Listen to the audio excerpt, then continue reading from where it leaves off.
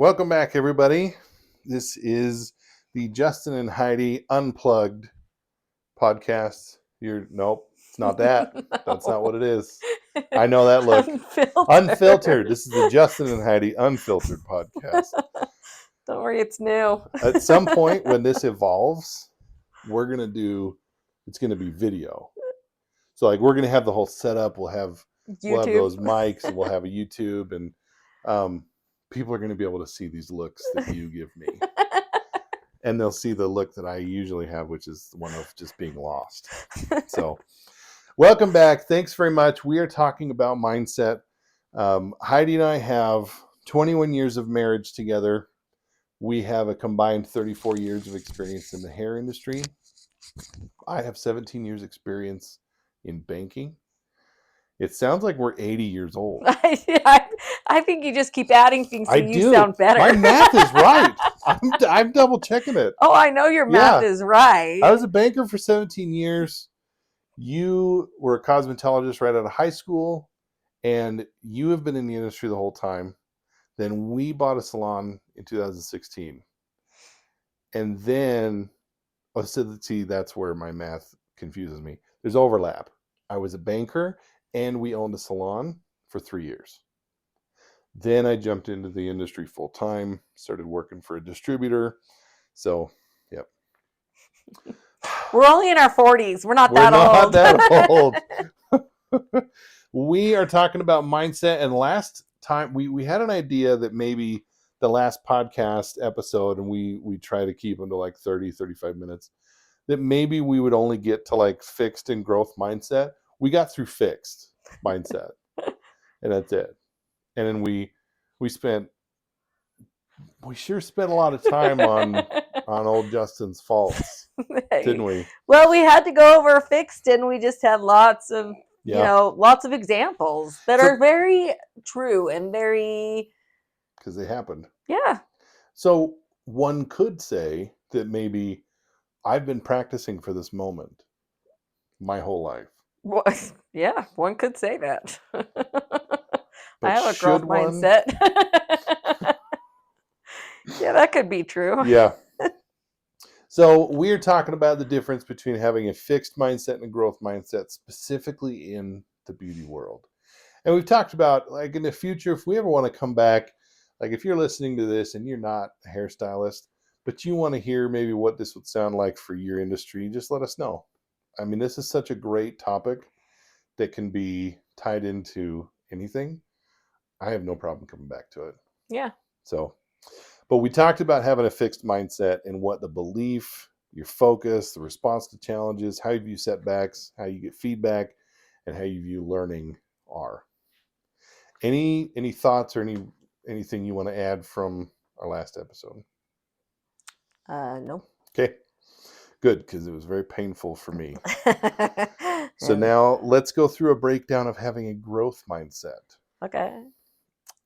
A belief system with somebody with a growth mindset is that your abilities can be developed through hard work and practice. Mm-hmm. Yeah, for sure.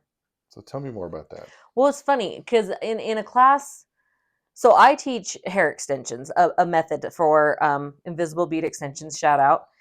And in one of our classes, our hands-on classes that we do, I was talking about there's a certain way you can customize a hand-tied weft. Mm-hmm. And, there's a lot of stylists that were, not a lot, but there are a few stylists that are like just terrified of cutting a hand-tied weft. Because if you cut a hand-tied weft, it just keeps unraveling. Because it's literally hair tied onto strings that a factory in China, that's what they do. Right. So it was funny because they're like, I'm just terrified of customizing a hand-tied weft. Mm-hmm. And my mindset started out that way as well. Like, because you spend a lot of money for these hand-tied wefts, so you don't want to F it up. Right. But thank you for saying F. Children might listen to this. I try and keep it a little more PG.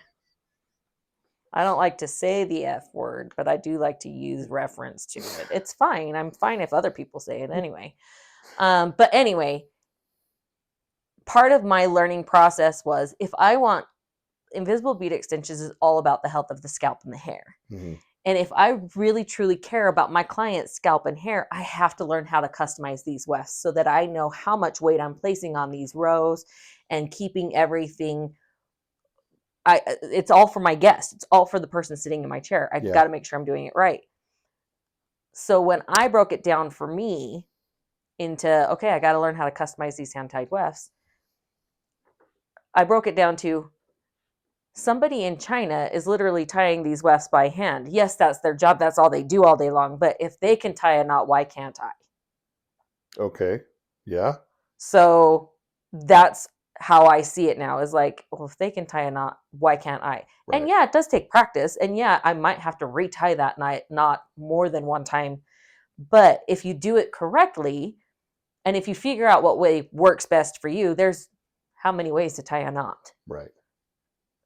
Ask a sailor. Ask a sailor. There's 1,000. There's 1,000. Yeah. And there isn't any one. Nobody said you have to tie it this knot. So whatever knot works for you, that's the knot you need to tie. But don't be afraid to customize a hand-tied weft just because you don't know how to tie that knot. Figure it out. Right. See, okay, so that's what it comes down to. Figure it out, because somebody with a fixed mindset, maybe they're afraid of it, but also maybe they just don't think of it, because you just don't do that. Right. But someone like you with a growth mindset, you see a way to further customize it, and you break it down. Well, I'm just going to learn what they're doing in the manufacturing stage. Like, that's, for some of us, that's mind-blowing. Right. But in reality, it's not rocket science. Right. But it's having that belief that your abilities can be developed. Yeah. You can learn new things and you can develop these abilities. But also that there is no one right way to do anything. That's a big key too. Yeah. Because am I going to tie the knot the exact same way that they do in the factories? Probably, but probably not. Yeah. But as long as it works, why is it wrong? But society would have you believe it's wrong. I feel like we could do a whole other podcast series about how we view things versus what society tells us we should view. Yeah, that's for another day, folks. That's for another day. So let's talk about the focus when it comes to having a growth mindset, because we talked about on fixed mindset, the focus is on providing or on proving your intelligence or your talent rather than learning or growing.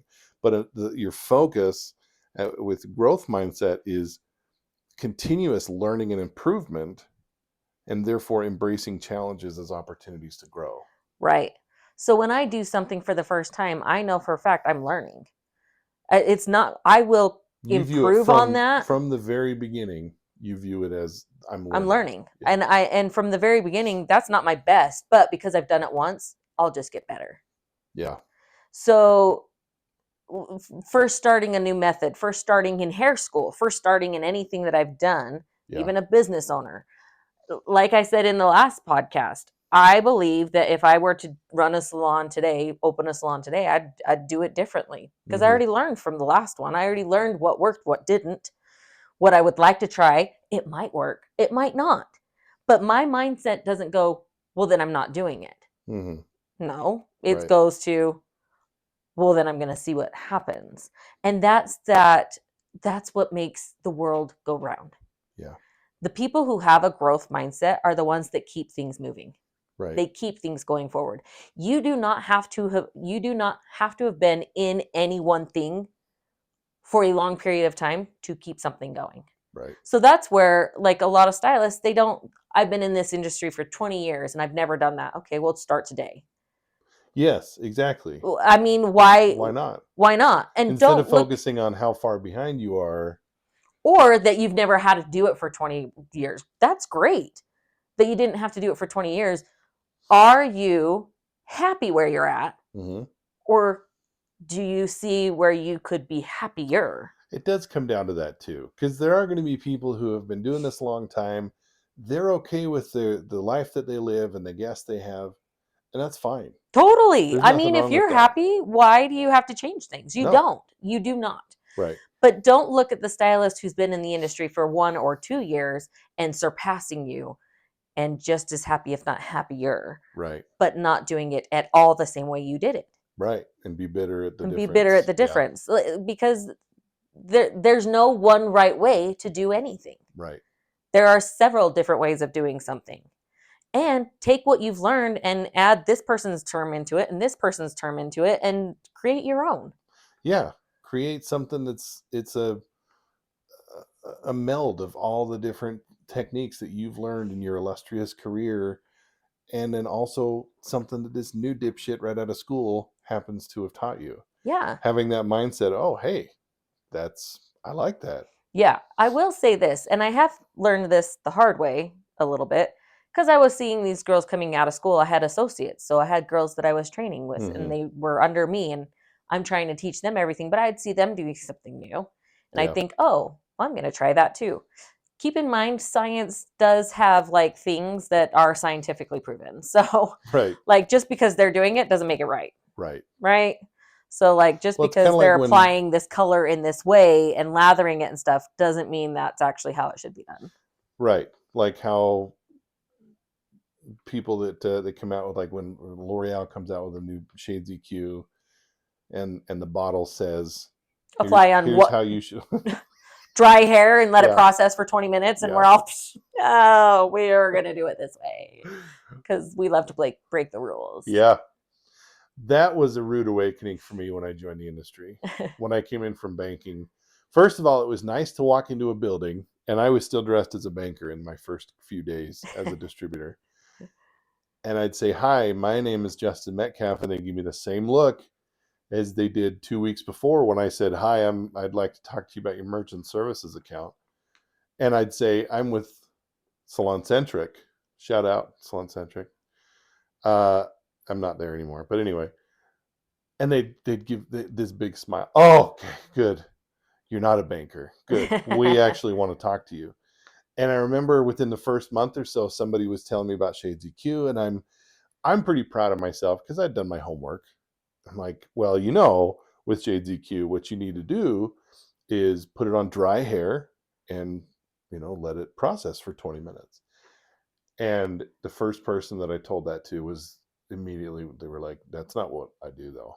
Like, you get that right. She knew I was brand new, so she was being super kind. She's like, I think she called me sweetie. You're gonna learn. Stylists don't ever do what they're told to do. And that rang true. That lesson was true for every single day of my career. And you're absolutely right. And I think that in terms of mindset, I feel like this industry has more people with a positive or growth mindset and a lot of creativity than I was most going to other correct you industries. because this industry has the most people with a creative mindset. Yeah. That doesn't necessarily make them a You're right. growth mindset. I heard it as I was saying it. You're right. And that's good. It still comes back to the 80-20 rule. There's still going to be the top 20% of the people in the industry are also making 80% of the income, because they stand out. But there's still that gap. There's the 20% at the bottom who are just never going to change. They're always going to be stuck in a rut. We're kind of talking to the sweet spot of that other 60%. Right. There's a lot of movement. You can be down maybe by close to the bottom 20%, but if you have a desire to be further up, this is what we're here for, So it made me think about when we closed our salon. Tune into episode 1 for all the amazing details on how that happened. We didn't give that many details, but we did disagree. We did disagree. When we walked away from our salon, I noticed something, and I hope we can agree on this. We had a lot more free time. Yeah. And yeah, what I did with my free time was very different from what you did with your free time. Do tell. What I noticed, we don't need to tell what I did. It was just video games. I just played a lot more video games. I got my Saturdays back. I got my Tuesday evenings back because I wasn't going to the salon to do coaching or being there on Saturdays to help run things or doing the finance stuff. Anyway, what I witnessed as your husband is that your free time immediately shifted from having an associate and Running a salon. running the salon, taking care of the retail, doing reports, you shifted into learning something new. Yeah. And pretty quick, you got into the extensions method that you now teach. And I'd like you to talk on that 10 minutes a day process that you tell people. Is it 10 minutes a day? 20. 20 minutes a day. Can you tell that? I think that's very important to understand as somebody with a growth mindset. Well, and it's going to be different for the person that you are, I guess you could say. For me, to be able to set aside 20 minutes a day to focus on something new. Yeah. And be that really to master what I was trying to master at the time, which was this extension method, and be better at it and be quicker at it, because I'd been doing extensions my entirety of the career. Mm-hmm. But this was a first for me in doing it this way. I'd specialized in eye tips, and now I was learning a wefted method with beads and invisible beads, and it was just so different for me. And instead of being hard on myself and stopping because I wasn't doing it as fast behind the chair, it wasn't looking as good as my other method, and it wasn't even like, I guess, feeling great for my guests. Like, they weren't feeling this great difference. Yeah. One of the coaches at the time had said 20 minutes a day. Go home, set a timer. We all waste 20 minutes doing something. Do we ever? It's not wrong, right? Right. Like, we all waste 20 minutes in our car sitting in silence after a long day just because we're brain fried. We can't do anything no other way else. to decompress. So I took that 20 minutes and I applied it to, I'm going to set my timer and I'm going to work on this stupid mannequin, because we all hate working on mannequins. Actually, she's my favorite now. Little Miss Vanessa. She did scare the freak out of my family for a long time, because she was still do, because you're evil. Because when you go places, especially like on a trip, you will put her face forward in a dark room. So when I turn on that light, that's what I see. I'm sorry for shouting, but don't you dare minimalize what you intentionally did. Sorry, go on. Never intentional, but but 20 minutes a day. Set a timer for 20 minutes, and it wasn't to finish the row. It wasn't to, but it was just to work on it for 20 minutes a day consistently. Yeah. And what I noticed with that consistency is, first, I did get better at it a lot quicker. And second, I found that Zen zone. I found that love of what I was doing. And it became cathartic instead of stressful. Yeah. And even because you're taking it in chunks. Yes. Well, and even if first of all, my client was super helpful because she's a mannequin, so she didn't talk, she didn't move, and she didn't make me have to use my mind even more than what I was doing, which was learning something new. Right. So as much as we don't love working on mannequins, sometimes that's the best way to learn something, because you don't have that added stress of communicating with another person. Right. I mean, sometimes you can get that client that doesn't like talking to you, but I don't know about you, but that doesn't happen very often in my chair. Although, I don't think that it does. Yeah.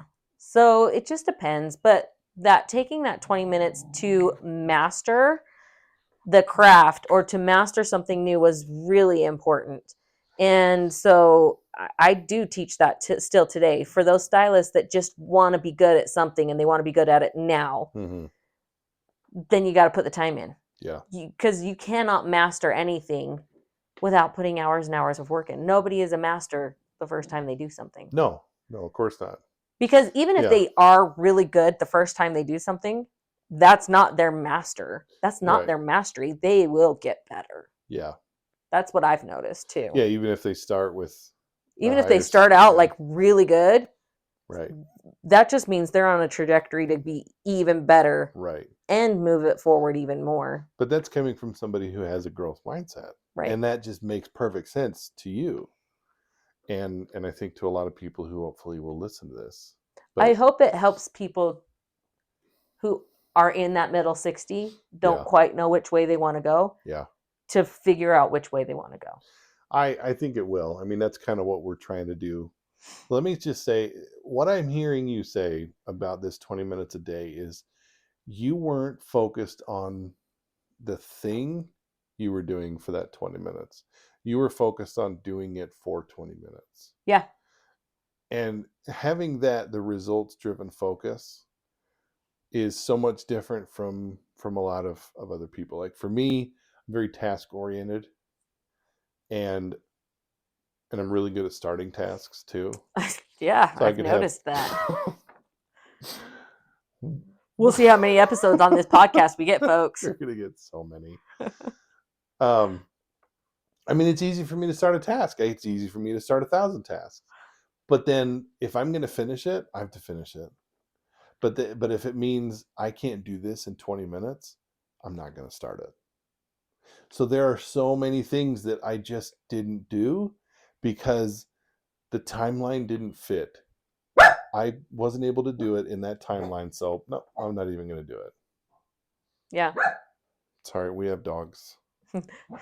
And a child just came home. Life of a family. Life of a family. So yeah, it was tough, but I didn't ever see it that way. What I saw was a roadblock, and there wasn't a way for my brain to compute a solution. Right. And what I know now is that was an internal roadblock. Right. That's that fixed part. Right. Because somebody with a growth mindset, so you're right, that 20 minutes wasn't because I had to complete something in 20 minutes. It put me 20 minutes further ahead in my journey. Right. See, there again, that's from somebody with a growth mindset. Yeah, of course you'd look at it that way, and that makes perfect sense. Yeah. But for people for a lot of fixed mindset, that's my like they can't fathom that. And right. here's the sad part of the fixed mindset is when you start making yourself not do something or not trying harder or whatever because you just know you can't complete it, or you don't see that finish line, that's how do you get through anything in life? I know, that's sad. Because that's life. We don't know when we have nobody knows when they're gonna die unless they take their own life. But to your point, yeah, like you're right. But then that's what I'm saying. Here, sitting here, hearing what you're saying as this is gospel truth, and I know this, and it makes perfect sense to me. My name's Heidi. Hear me roar. That's great. But then you're still looking at me, these mindsets that I'm telling you, and you're thinking, well, how do you, like, it's so vast, we can't fathom what the other person is thinking. Right. But I am a testament. I tell you, it can happen. And it wasn't a 20 years of just trying. It was just a very recent thing where that could be another podcast series. That is another podcast of itself.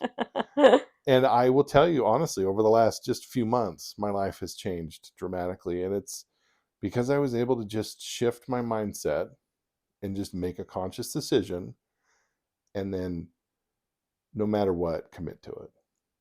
And so it's the possible. Small bites. It is. That's the biggest thing.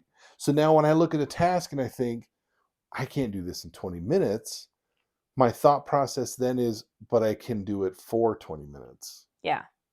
So that changes. And now I am becoming masterful at a bunch of different things because I have a lot of 20 minutes in a day. It's crazy, right? I mean, you're the math wizard, but I mean, how many 20 minutes are in a 24-hour There are period? so many. There are so many 20 minutes. I mean, take out the 8 hours that you should be sleeping. Yeah. Actually, they say 9 hours, plan 9 hours. You should go to bed an hour before you actually want to sleep because we all know we don't fall asleep as soon as we hit the pillow. I do, but you don't. Yeah, that's okay. Yeah, exactly. I do not understand how you can be fast asleep 11 seconds after you lay down. I hate that. Because I'm busy. Anyway. And my mind tired. My growth mind's gotta grow. So we've talked about how the growth mindset responds to challenges. You embrace challenges. You see them as opportunities to learn and develop. How does somebody with a growth mindset view setbacks? As a learning opportunity.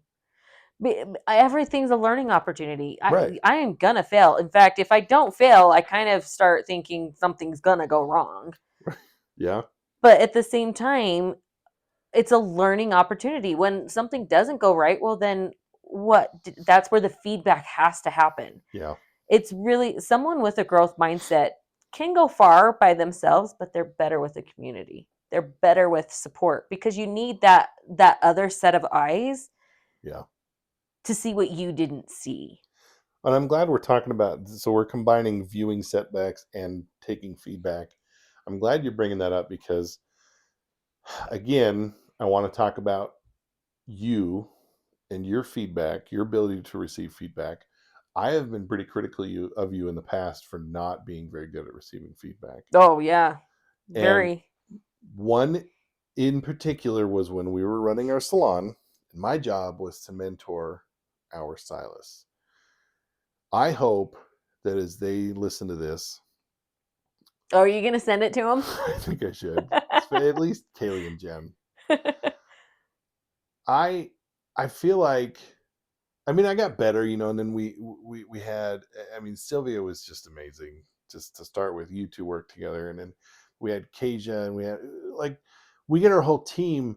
I became better at my coaching. And I'm not trying to toot my own horn. It's ended up being a passion for me that I used in my career at Salon Centric. I really enjoy mentoring people. Problem was, at the very beginning, I didn't really know a lot. So when I would come to you and I would say, all right, Heidi, let's do your PDM. Let's talk. And I would challenge you on something. You did not take feedback well. Now let me finish what I'm saying though. That's how I saw it. Well, you are just shitty at taking feedback. And you have a bad attitude. That wasn't what it is at all.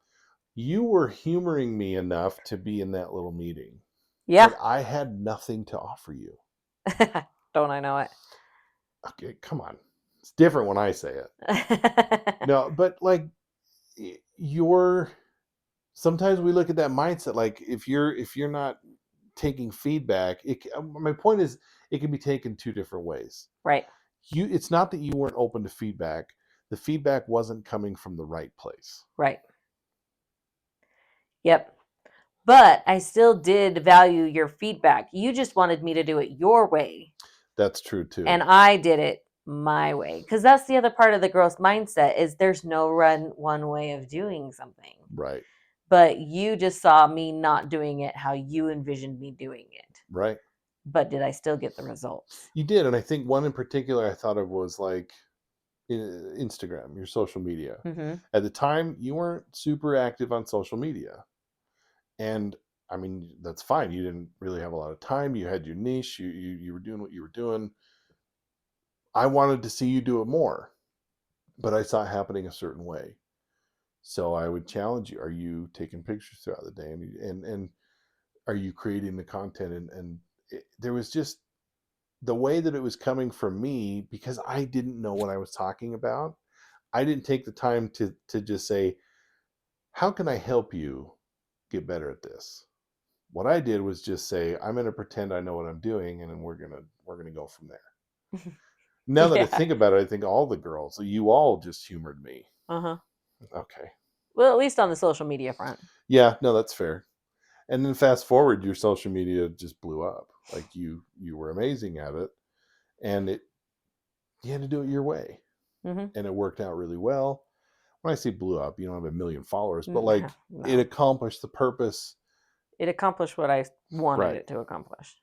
But you had the right mindset all along, and I didn't think some of this is, we're not even getting into the like what we're trying to talk to in a podcast. It's more of like confessions of a bad husband.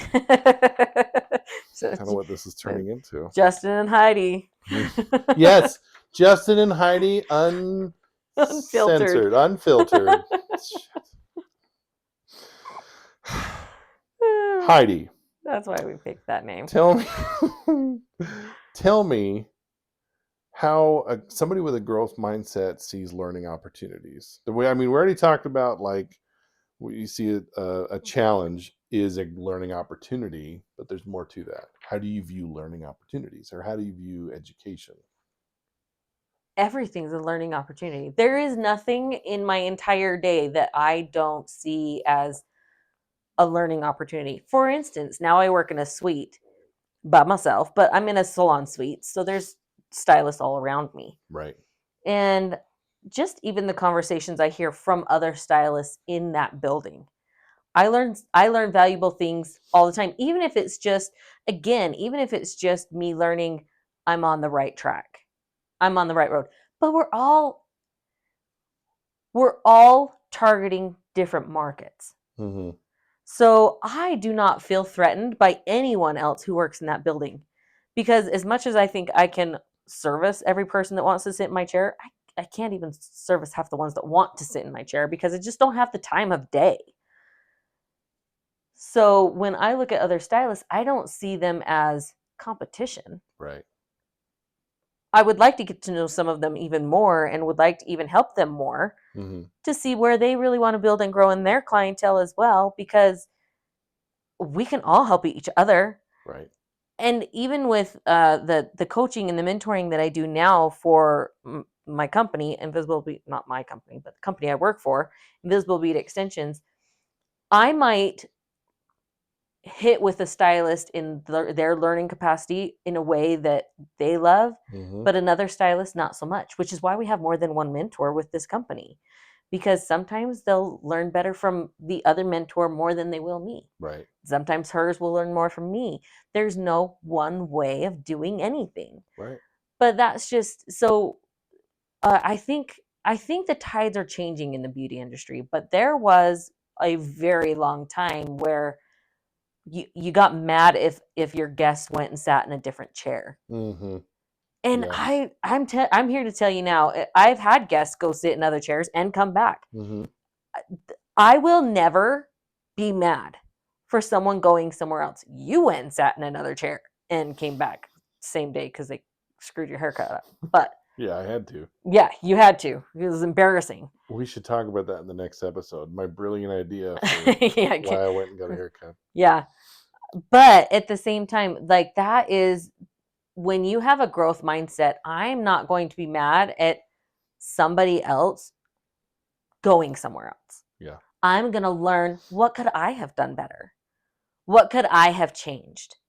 Did they leave for something I did, or was it just they got along better with someone else? Did they feel like they communicated better with someone else? Did somebody else listen to them better than I did? Right. I'm not going to close myself off and just, well, these are my policies. This is how I do it. Learn how to be an adult. We're all adults. Okay, don't get me, I have an alarm for everything in my life. So Can confirm. I still forget things. Yeah. And my family loves to say that I'm perfect. They think I expect perfection. I don't know where they get that from, because I am the first to say I am not perfect, nor do I expect perfection. But I do expect you to learn something from everything. Yeah. And I think that's the biggest thing for me, is it's not that I expect perfection, and it's not even that I think everyone should be perfect.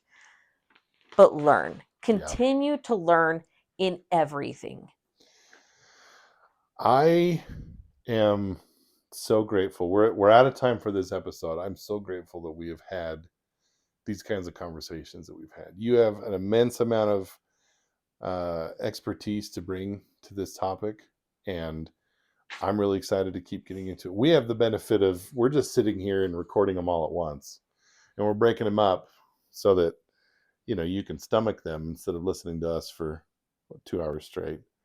But we will Unless you're listening to this and they're all out and you're just yeah, doing what I do, which is binging it. Yeah, then I hope we're helping you through a long travel day or recovery from binging something else. I don't know.